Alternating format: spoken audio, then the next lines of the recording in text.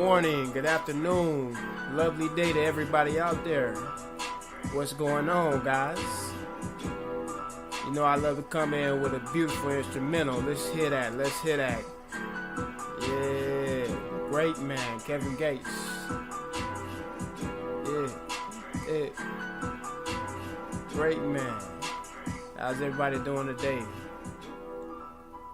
My name is Quentin, aka Mr. Awesome, aka Awesome Q. I'm coming to you live today with another great, beautiful podcast, seeing what we can do to be inspirational, motivational, spiritual, to everyone looking to create a better enchantment as far as health, wellness, and fitness in their life.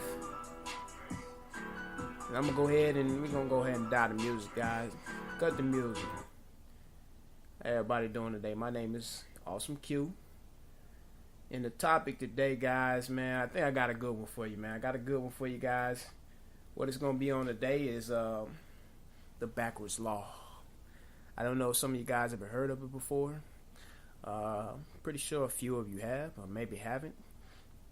And I just know that when I first read about it, it kind of changed my life, in my opinion, on things, and it made me realize how I've gotten to certain places in life. So I wanted to come to you guys about it, see if I can make it as influential and impactful as it was from the author and slash poetic or speaker that I heard it from. I've heard it in two places and didn't even realize it. So one, shout out to Mark Mason. I read his book, the subtitle Art of Not Giving a Fuck. That's really the name of the book. It kind of matched my personality. That's the only reason I even picked it up. And actually, the only reason I even read it is because a good friend of mine gave it to me. So it's like, why not? I was already looking at it. So shout out to Mark Mason. He's really the one that made it simplistic for me to kind of understand, and he also gave me a viewpoint on how to apply it to health and wellness perspective. So that's what I'm going to do today for you guys. I think the first person who kind of came out with it was the great Alan Watts. Man, he's a great philosopher, man. Like, you haven't heard of Alan Watts, and maybe it's the reason you are where you are in life, you know. But what we do in life, as far as humans, as far as what we do in our race and society, and something in most cultures is we come together and we learn from one another. I'm very susceptible to learning. So I'm figuring everybody out who's here is susceptible to wanting to learn something new. And shout out to them guys, man. I couldn't quite understand Alan Watts. He's a very, very different, deep, and, you know, one of them old school cats. I just can't catch everything he says the first time. So when I go back and watch it, I know it's deep, but I don't know how to decode it, basically. I heard it from Alan Watts first, the backwards law. Like I said, I think he's the one that actually came up with the law. And I wasn't able to dive deep into it. He calls it the law of reverse effort. So I always found it interesting as far as what it meant. And when I actually got and read the book by Mark Mason, subtitle, I keep saying that word wrong. Subtitle Art of Not Giving a Fuck. Great book, guys. I recommend it to anybody if you want to get a different perspective on life and how things work. One thing I applied it to, I didn't believe every aspect in the book, which, in my opinion, I don't think you should. I mean, it might be the great book where you believe and inspired to do everything in the book incorporates you to, but you always don't ever forget that you have a viewpoint and an opinion, and it matters. Some things he was saying in the book that I just couldn't wrap my head around because of my just beliefs. But it was, again, a lot of things in the book that I found quite powerful, and this was one of them. So, guys, the topic of the day is the backwards law, or aka the law of reverse effort. And the whole main point of this speaking and this podcast today was three main points that I came up with, man. First one, your outlook on health, fitness, and wellness in your life is wrong. It's a reason why, again, 70 to 76% of Americans are overweight, obese, fight some type of anxiety issues. And just, let's just be honest, we're just screwed up all around between mind, body, and spirit. You got people out there who are completely healthy, but they are so weak in the mind. Anxiety, to me, although there are severe cases, don't quote me on this, it's just my opinion on it. I'm not no doctor, but what it all boils down to, if you have to take a pill to sustain your chemical balance because you have anxiety issues, it means you have a weak mind. Now, I've had anxiety a few very rare times in my life, and I quite understand what these people who are traumatized go through, especially people who are like in the army and have post-traumatic stress and all that. But those who get through it, which is a possible thing because there are plenty of cases and stories out there that do, are those who took control. Same thing with drugs, same thing with simpler things such as maybe, let's say, love, or our whole main topic, health and wellness. Guys, you got to train your body, mind, and spirit on what the real reality of what health, fitness, and wellness really brings to the table. And it doesn't just boil down to the simple thing. Yes, our culture, our society here in America, we do have a lot of lazy people. And that's just what it boils down to, not wanting to put in the work, not wanting to do the effort, which is eat correctly, which is exercise correctly, which is actually train and work your mind, because it's quote unquote hard work, or it's too expensive, which it can be in our culture, unfortunately. It does cost you more money to eat healthier, but it's not the end of the world. It's because you got to go on the noodles diet because of your pockets not being in a great situation at the time doesn't mean that you just completely lack fitness. We've all been there, guys. Everybody has a story, remember? So here's how your outlook on health, fitness, and wellness is wrong. Speaking about the backwards law, this was one interesting quote that I read from Mark Mason and quote unquote, quote me if I'm wrong, Alan Watts. If pursuing the positive is a negative, then pursuing the negative generates the positive. And I'm going to read that one more time for you guys. Some of you might get it. Some of you might just be like, what the... It took me a few times to read it, apply it, and understand it. Because hopefully everything that I'm saying to you guys, you're applying it to your life and understanding where it's going to take you as far as the next level. If pursuing the positive is a negative, then pursuing the negative generates the positive. Now, how does that work? Now, you can't apply this to everything in life. That was one of the things I just kind of disagreed at. But at least 70 to 80% of things in life you got to. And that's if you want to be successful in life as far as finances. That's if you want to be successful as far as health, wellness, and fitness. That's if you want to have a successful relationship. Because negativity is always going to be applied in anything you try to go after in life, guys. That's why negative generates the positive. And it's not as far as aiming for it. It's as far as just accepting it. Example, the pain you pursue as far as gym results, as far as getting better results, as far as health and energy and wellness. If you don't pursue the pain, you will not get the outcome. A lot of you guys run from it. A lot of you guys are afraid of it. Pain is essential. There is no athlete. There is no physically fit person. There is no half physically fit person. There's no gym rat, whatever terminology you want to use. Anybody that goes to the gym obviously knows that pain is something that must be tolerated in the gym, and it never goes away. And it never does. It's because you go in there and you bullshit. Just like one of my prior talks of what is your purpose of going to the gym. Stand around and talk more than you actually do something. If you don't come out the gym sore, it's because you didn't hit a big enough level that day, and you're getting used to your workout, and maybe you need to switch it up, or you went in there and you bullshitted. I'm not going to cut anything. This is uncut podcasting by Awesome Q, aka Mr. Awesome. You heard me? So, if you don't, or let's just give a real world example, guys. I used to be an athlete, and I knew that I would never be a Division I athlete if I didn't accept the fact that off-season workouts and just working out period was a part of being an athlete, right? Especially something above average. And I always used to hate conditioning. But I told myself one day, and it's crazy because I was only 15, 16-year-old at the time, and I realized how much it really changed my athletic career at such a young age.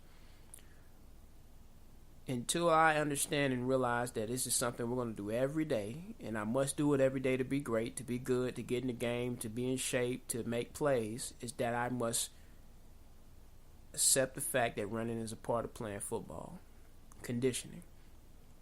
Once I did that, it's like something snapped. I started going hard. I started pushing through fourth quarter results. You know, the fourth quarter efforts we do during conditioning when you're tired as hell, your body's in flight or fight mode. And I started pushing through it like it was still first quarter, babe. Because I simply shifted or took a psychological shift at such a young age and didn't even realize it. And I applied it. And I understood that I wanted to be somewhere, and this is what I had to do. This is what I had to conquer. So running no longer was a burden to me. Running no longer was a pain. Yes, it still hurted, but I made the shift psychologically before we even got out there that this what must be done. What kills me is that I get the people that I've tried everything. I tried everything approach in the 21st century in 2018. October 13th at around 4:55 p.m. is impossible. This is not the 18th century where, quote unquote, it wasn't even as many overweight, obese people. This is a new era of where everything is at your fingertips. We have more education, more programs, more drinks, health and wellness, fitness, drinks, you name it. It's ridiculous. You got free stuff, you got stuff that's expensive, you got stuff that you just got to pay for because, you know, everything precedes value as far as why it's free, why it costs the most, why it costs a little, why it costs kind of a lot. That's not the point here. The point is if you tried everything, you still wouldn't be overweight, obese, or unsatisfied, because there's a lot of people out here that just want to lose a little weight and they're not even fat. They just want to maybe get physically fit or have the physical fit physique. If you tried everything, you would have accomplished it. There's no reason for you not to have anything your mind pretty much desires in this world, because we have over time proved that the human mind and what it wants to generate, it will. The mind is a powerful thing. In the backwards law, or the law reversed, is one of those clear statements of that. Accepting your reality, accepting the pain, accepting the fact, guys, I'm not going to bullshit you. Every time I go to the gym, it hurts. Especially like just recently today, I'll share a little story with you. I was doing some headstand push-ups. I went down too fast, trying to go down after finishing my set, and I kind of slightly strained probably a little nerve or something. Nothing I've never done from a sports background, but I hate the fact that I did it because it hurts. It hurts a lot, but it's nothing I'm going to cry about. When I go in the gym, I realize that it's going to hurt, and I accepted that fact a long time ago, even when it comes to points where I can't go to the gym for as much or as long as I need to be, because life is life first, and I need to take care of things or be somewhere. But I never make an excuse. If I've been out the gym for a month, which has been a while since I have, FYI, I already know those first few weeks are going to be tough. My symptoms, I'm going to feel nauseous. My mouth going to be cotton dry. The cotton dry mouth, right? It's my breathing's a little different, but I know how to breathe, so it's not, nothing crazy like a truly out of shape or unphysical fit person would be. But things are hard. I want to straight up leave because I feel like I'm nauseous the first week. If I'm ever out the gym for about a good month and I go in there and do some great cardio, I'm nauseous. But I know, and I always know that that's part of the cause and effect of not having my butt in the gym. And I'm willing to accept that reality because I want to be or remain at a physical fit standard. What's your standard, guys? I asked this last week. What is your standard? What's your negativity that generates positivity in your life? What are you applying it to? Our topic is health and wellness. We'll talk about anything, but our topic and our main focuses are wealth and health and wellness. So, point number 2 is that failures in business / life or what lead, to a better understanding of what it takes to be successful or great. Meaning that if you don't calculate failure into a business aspect, a life, or relationship, or into your workout routine, such as me with the story and example I just gave you, you can't expect to understand what it takes to achieve success at your goal, whether it's to get a flatter stomach, or whether it is to lose 10 pounds, or whether it is to stay consistent, or whether it is to get more energy. What are your workout goals? This is a topic in itself. I can go on and on about it. Your goals are too vague. Maybe that's why you're getting vague results, or one of the achievers as far as I've tried everything. Guys, working out is all about a type of standard. And like I said, some people have no need or want to achieve a physical physique / have the muscles, be bulk, have the abs, but that's not what we preach here at Health and Wellness. If you want that conditioning, that's great. You're beyond another level as far as what we preach to and honor. We're looking for those who have no type of any standard, that can't seem to understand what's going on in their life to achieve it, and not realizing who it affects and why. When you have a whole family that's overweight, that suffers from diabetes, that suffers from high blood pressure, etc., the whole 9 yards, and you know that mama's dying from health issues, and you still don't decide to look at yourself in the mirror. That's why I played Great Man Today by Kevin Gates. Look in the mirror. What do you see? I see people suffering from a lot of issues. And I can say this just from what I do on a day-to-day standards by selling life insurance. My actual intake on life between the health and fitness reality world, not only do I see it through this business right here, but my other main business, life insurance, health insurance, guys. I'm literally, what pills do you take? How long have you been on them? It's questions that I have to ask, and it's heartbreaking because it's a reality that's set into our culture. Oh, it's okay. We got pills for it. No, it's not okay. Because remember, every pill that you take does something else not so great to your body. It's called symptoms. And symptoms are very real. That's why I come on here. That's why I feel like it's time for me to take notice and be a part of a problem by being a solution the best I can. And that's just me simply giving you an outtake, an outlook, and some objectives that you guys can lean forward and on as far as what can I do to change? What can I do to get better myself? Guys, it's not as hard as you make it out to be. You just have to start somewhere.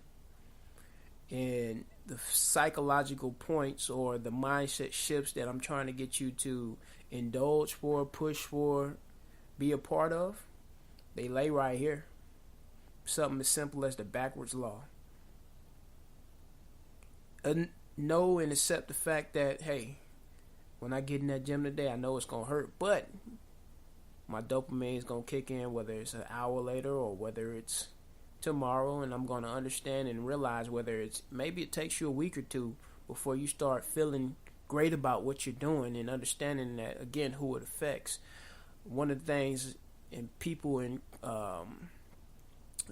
crowds, audiences, that's the word I was looking for, that I'm trying to preach to, is moms, single parent moms, married moms. Most of the time, the mother, like 90-80% of the time, the mother is the outlook of the family. What's being cooked, what the husband or mainly the children are eating. And when I say the children is my main concern, is because at the end of the day, They're going to eat what grandma cooks or what mom is cooking or what their guardian is eating. And if their guardian is eating like trash or literally, what I call it is literally trash, from a poor diet consumption, you got to understand why you got little Susie getting picked on in kindergarten, first grade, second grade, third grade, fifth grade, all through middle school because she's overweight. Because, guys, I've been through it. This is personal experience and trauma for me. I was bullied all the way up to about 7th grade before I really started taking football serious and it lost weight, and I saw how people treated me different. And then I was bullied for another reason, and that's when I got strong. And not only did I gain confidence, but I got kind of scarier looking. Like, mess with me and at least know that if I get my hands on you, you don't know if I can fight or not, but you know how people do. They judge you by looks. I will do something. Now I'm in a total different reality and aspect. It not only is what our culture is doing affecting adults, it's affecting the kids, man. I didn't know how to express that as a little boy, other than act out. You know, people making fun of me, so I'm gonna be a bully. If I be the bigger bully, you know what I'm saying, we're gonna play that game. Then, you know, where we stand at. Bigger bullies always win. I was the bigger bully most of the time, and what that caused me to do was act out and seem some type of way that wasn't what I really was, and nobody took the time to quite uniquely understand where I was coming from. I would have been happy to tell them, like, what's going on, Quentin? What's going on, Q? I'd be like, hey, you know, I act the way I do is because they make fun of me. Why do they make fun of you? They call me fat boy and, you know, all the names. You're always going to get made fun of in school. School makes you a man or a woman or a young woman / young man. That's not my point here. Bullying will never go away. It's something, again, that has to be accepted as far as the negativity that you push towards positivity. It shapes you as far as your personality and what you're going to do. Because what it shaped me to do, or what it led me to do, was get into sports. And sports very well changed my life. Although I made a lot of mistakes in my sports career, it still influences me to this day. I mean, the whole reason I still work out is because I had a physical standard that I wanted to maintain for sports, and I still do the same thing for my lifestyle. Now I just want to help other people achieve the same thing. You know, I get stopped all the time. Hey, man, what's your secret? There's no secret. I don't do anything extraordinary. I don't even have an extraordinary diet to plan. I just understand what's important to eat and what's important not to eat. And I indulge, guys. I eat the crap sometimes. I eat the trash sometimes. But I know for a fact it's not my main diet. It's not my main dietary consumption. So, second main point of the day, why you lack wealth in certain areas in life. Wealth is health is the actual title of, or entitlement of my company, my envisionment, my brand. And we put wealth before health for a reason, because wealth is an abundance of areas in life, and it's not just for finances, guys. You can be wealthy in health. You can be wealthy in happiness. And then our topic, why do you lack wealth in health and wellness? What is your reality as far as what you're willing to accept in life, or what are you willing to do to achieve that wealth in your health and wellness? What is it? What are you not doing? What are you doing? If you're 5'2", 200 any pounds, most of the time that's not a good outlook. I mean, come on, guys. I'm not going to go down this. You know if you're overweight or not. You know if you have health issues. Our standard here at Wealth is Health is if you are on any medications for anything, you are not above our standard, nor do you meet it. Being above it is not being on any medication, plus what is your height to weight ratio and average. I'm not talking about that old World War II weight to height average that we still count. I'm talking about something realistic. Like, I'm 5'10", I'm 210 pounds. On our weight to height average in the United States, it's telling you that I'm overweight. If you were to envision me, you'd probably be like, man, you sound kind of on the heavy side. I don't have a gut. It's muscle, baby. I'm heavy for a reason. So you have to include things like that into your height to weight average. And I've seen people that are kind of heavy and take no medications. I don't know how. I'm not sure. Maybe they're just a little on the chunky side from genes, That's somewhat of a different topic itself, being overweight because of genes. It's not something that's of a reality, but you got your rare exceptions. But how long does that last? How long do you stay overweight without being on anything, right? Some people have great diets and they're just kind of big, and I wouldn't, take any of that away from them. But above the standard here is having your weight in check, taking no medications. You're on all natural everything. And that's really my goals, guys, because I understand what the side effects of some of these medications do to you. Some of them are killing you more than they're helping you. They're just sustaining your life for a certain period of time. A certain period of time just happened to be 5, 10, 15 years. And you're thinking about human years, it's not a long time, guys. Yeah, take these medications. There's a reason they keep popping them to you without actually bring you in every time that you need a refill. Like I said, again, it's become a culture and standard here. I want to know why I'm on this medication. I have some people that's smart enough to know not to take them because they're going to take control of their life. I've heard all types of stories, and I want to get these stories on here for you guys. So if you got a story for me, please send it in. Send it in through voice recording, leave a comment. Whatever your story was as far as what helped you achieve this higher reality and standard.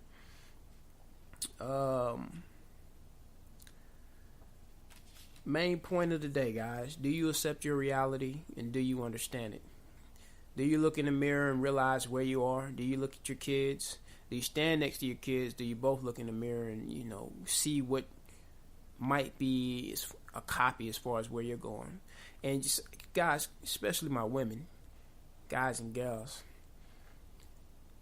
if mom is overweight and she used to be your size, let's not use the kids' excuse. Kids do a lot of trauma on you guys' body. But, again, there's stories out there for reasons. There are motivational videos out there for a reason. That, hey, I had a video and I had to do this and I had to switch this up and this is what it caused me to do and I still have a great body. Like, it's beautiful women out there that still have the little effects of where the skin is still stretched out because they can't quite afford the surgery. Maybe some people don't even just want it, but they have beautiful bodies. I see right through that little skin because skin is a part of, the baby obviously stretching your skin out. Accepting your reality is the fact of if mom was big or is big and was used to be your size, which is $130 or, $115, now she's still, $2 of a 15.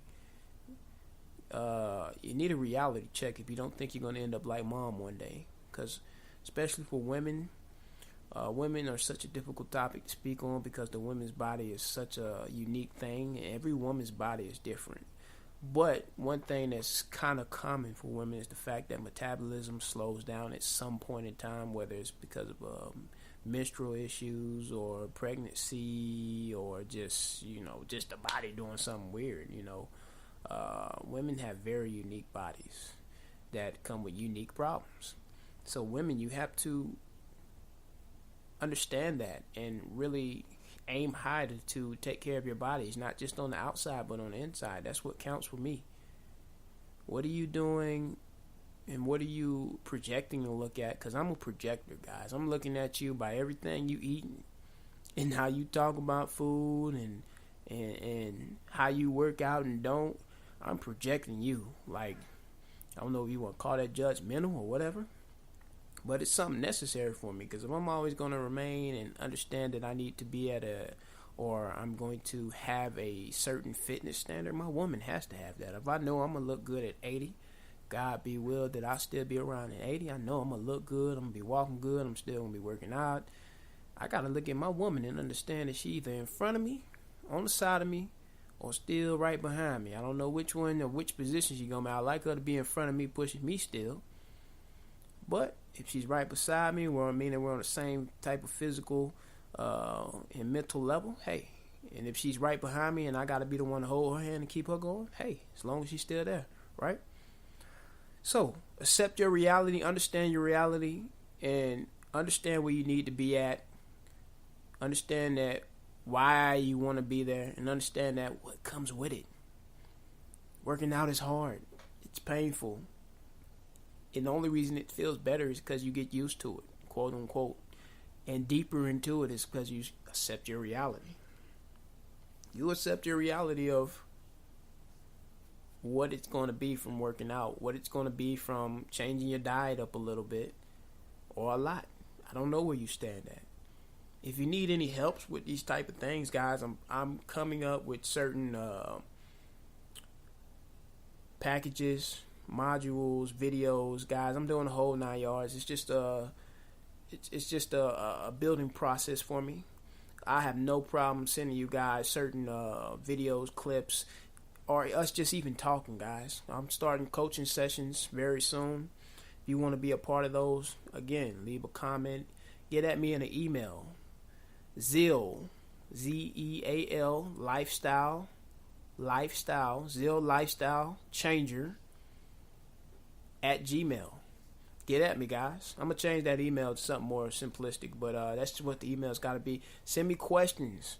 Let me know what I can do for you. I got a couple of nutritionists that I talk to. I'm not a nutritionist specialist, but I'm incorporating that into the program. I even have an outlook on a guy that's built in, and he's just what I call him a specialist in culture. So he understands the uniquenesses of you are what you eat, which is, again, another topic in itself. You are what you eat, people. So fitness, diet, all in tuned into your mind, body, and spirit as far as what you're going to build and why. And you need to understand that to achieve anything, whether it's health, wellness, whether it's happiness, whether it's a successful relationship, whether it's finances, which is another big thing for me. My two big things in life is happiness, health and wellness, and finances. To achieve any of them, you have to fail. Learn from the failures. Get up and keep going. And you got to understand it's going to be painful, whether it's because of experiences, whether it's because of other people making it hard on you, or whether it's because you literally physically have to do something. You have to stay up for 24 hours. That hurts after a while. You have to physically lift or run or sweat or breathe hard, meaning push your heart to an extended point to achieve the greater results. Nothing in life comes easy, and if you think it is, think again. Don't be one of those guys and gals that have it all as far as finances, but are you really wealthy? How can you be wealthy in finances but not health? Meaning that half of the fortune you spent half of your life building is going into your health bill because you decided to give one up for the other. Everything in life must remain in one, in tuned, and at balance. And that balance must always remain unique to who you are and what you do. So pain is unavoidable in life, and the more you try to avoid it, the harder life gets, guys. That's going to be my ending quote for today. I hope what I was able to do today was bring you a little insight on, again, the backwards law, aka the law of reverse effort. Please, all questions, leave them for me. Let me know something. Talk to me, guys. I'm not shy, so you don't be shy. Y'all get at me. Again, this was Awesome Q on another production today. Coming to you live from wealthishealth.club. We ain't in the 305, baby. This the playroom. You know what I say. DJ, hit me with that instrumental one more time.